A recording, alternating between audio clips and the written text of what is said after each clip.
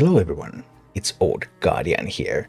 In this Hearthstone Mercenaries Heroic Bounty Guide, I'm going to take a look at Ravak Grimtotem Bounty that you need to complete with Sinestra in your party in order to unlock her equipment. This is an updated Ravak guide because there are lots of mercenaries have been released since Ravak Bounty was released. The original guide also still works perfectly fine, but now you have more options with more mercenaries available. And in the Ravak Grimtotem fight, you meet Ravak with two adds, a caster and a protector. And the caster has various abilities that freeze your characters, especially a 7-speed AoE freeze that freezes anyone who has acted before that. And that's kind of tricky, and you often lose mercs with many comps in Ravak fight. And basically that means that you have two alternative strategies to beat the Ravak fight. Either you kill the freeze add so that Ravak's abilities become weaker, or you kill Ravak first so that then the freezes just don't matter. After doing this bounty tens of times, I'm quite confident that the best way is to just kill Ravak first. And in this video, I'll show you a few comps that can do that. First of all, by far the best comp that you can take in this fight is Fire. Fire was also what I used in my old video. This time, of course, we have more Fire mercs available, so you can climb to Ravak with Balinda, Ragnaros and Geddon. But then at the Ravak fight, it can be done with Balinda, Ragnaros, Geddon, I have done that, but it's preferable to do that one with QEQhgIYvwMgAShp, Ragnaros and Geddon. That just goes smoother and you should usually lose nobody. A fun alternative is the Shadow comp, in which you climb with Vol'jin, Azshara and Kazakus, and then at a Ravak fight you open Vol'jin, Azshara, Kazakus. You can either skip turn 1 on Vol'jin to have Vol'jin available to do AoE on turn 2, or you can just shoot everything at Ravak on turn 1, in which case Vol'jin typically will die on turn 1. I have done it both ways and it doesn't really change the end result. The end result is that you are going to lose two mercenaries typically, Vol'jin and Kazakus, but you have Natalie and you have Cookie on the bench, so you will have enough resources to just win the fight anyway. Because you want to have some casters for this one, you can also do this one with Holy. So you can climb with Anduin Cornelius Velen, occasionally subbing in that Natalie when Cornelius isn't effective in the fights, and then in the final fight you go in with Anduin, Velen and Natalie. And there are two ways that this fight can go. If you have found some human buffs, then Anduin and Natalie get some buffs and Velen becomes the target, which is the preferred scenario, because then you actually will not lose anybody typically. Velen is slow enough to not get AoE frozen, and then Ravak can't kill Velen, and everything goes really smoothly. Alternatively, if you don't have any human buffs, then Anduin is likely going to be the target, but yeah, then you'll just lose Anduin at the start, but it's still okay, you still have enough power to finish the job. And this is what all of these comps look like in action. Okay, Heroic Ravak Grimtotem for Sinestra equipment. I used Balinda, Ragnaros, Geddon to climb, but now that I'm at the boss, it's better to bring QEQhgIY, because Balinda gets critted. You can do it with Balinda, I have done this also with Balinda. That works. But QEQhgIY is just better. And now Ragnaros has the gear to prevent everyone from getting frozen, and it's important to use 10 speed ability on Rag so Rag doesn't take the AoE damage. And then we're just going to keep smacking. The AoE comes in again. Just going to keep hitting at Ravak.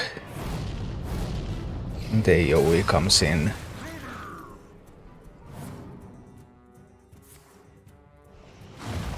One tiny ability makes little difference. And then again they're trying the same things, but in vain. So now actually I have enough damage in Geddon to kill this, but not that one, right? And yeah, so we're going to shoot over there. Giants can still be used, Inferno can be used, and boom boom. Ravak's dead, the red ad is dead. Only the blue ad remains. And the blue ad is not going to get much done here. Oh, we just blast them away.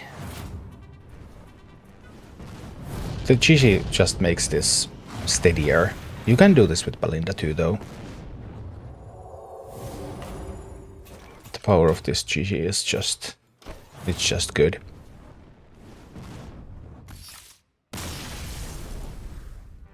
Alright, Heroic Ravak with the Shadow comp. So let's start blasting at that Ravak, and we want to taunt to prevent that frostbite from connecting to any of my mercs. So let's go.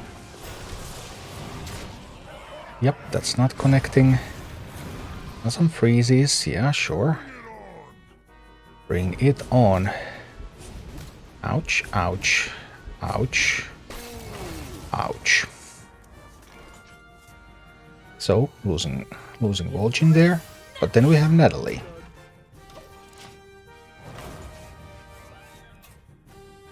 Natalie's coming in with the Anathema. Angel coming again. Yeah. Two Shifting Tides there again. Water Elemental. This time... It's still another Superior Golem. We keep pushing.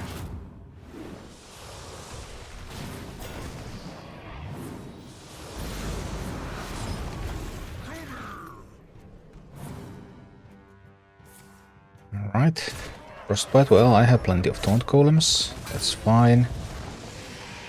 All good, all good. Pow pow. And then we're going for the... There's another Wind Chill coming. I think we're going for a Benediction here. I could do 32 with Shadow Beam. That's not enough for lethal, no, is it? No, it's not. We might as well Benediction, Shifting Tides, and summon more big golems. Just more big golems.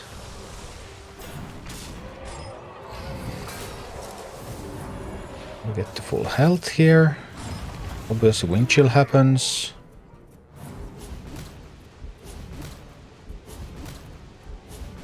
And then we lose Kazakus.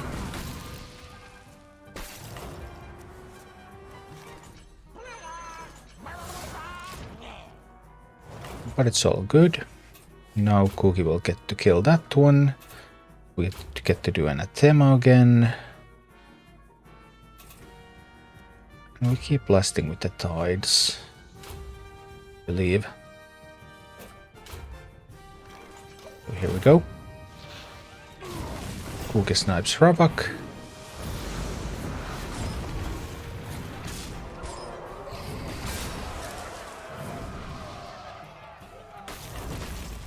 And the game is about to end. Okay. Shadow can get the job done. Maybe still a little weaker than I had hoped.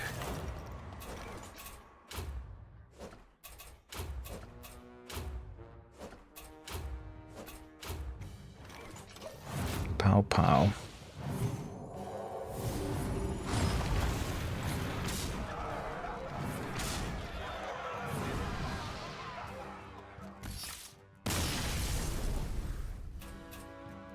Heroic Ravak against Holy Squad. Off to the races we go. Yep, Anduin is the target this time.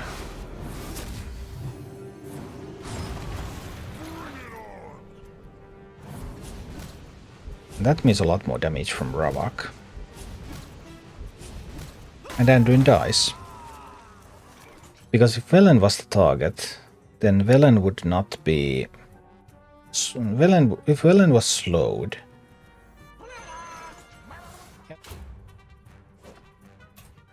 I would have to have a different kind of strategy for the Holy Squad to actually be functional here.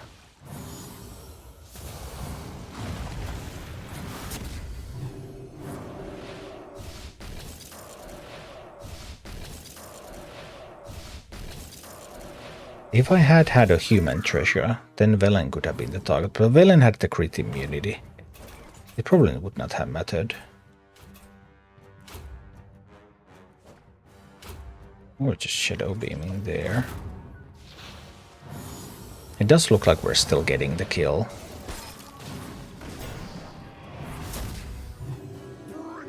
It's just slower.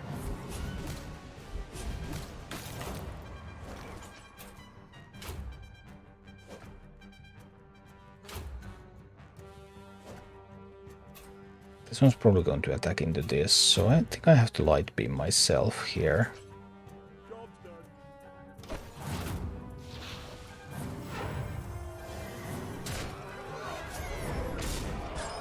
Yeah. Did need to light beam myself, but I got the Ravak kill. So from here, the rest of it makes little difference. Yeah, so it still works. But heroic Ravak without losing anybody is really hard. Luckily, that's not required for the task.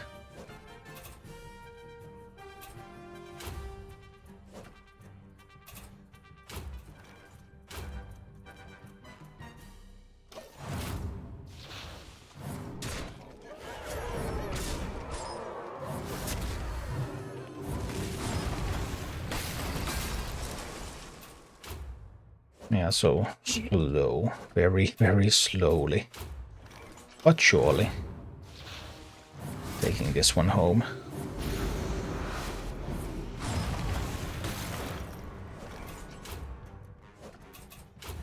Very, very slowly.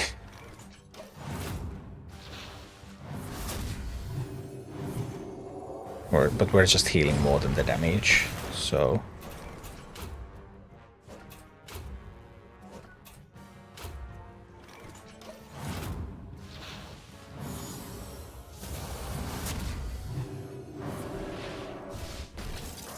How many times is that going to repeat? It's probably going to repeat for a while.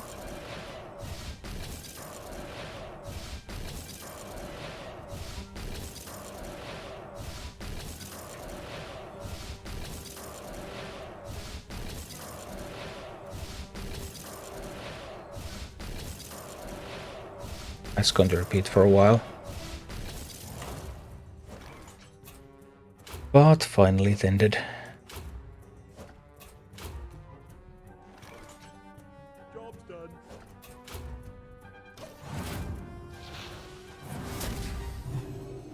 I want to heal up again.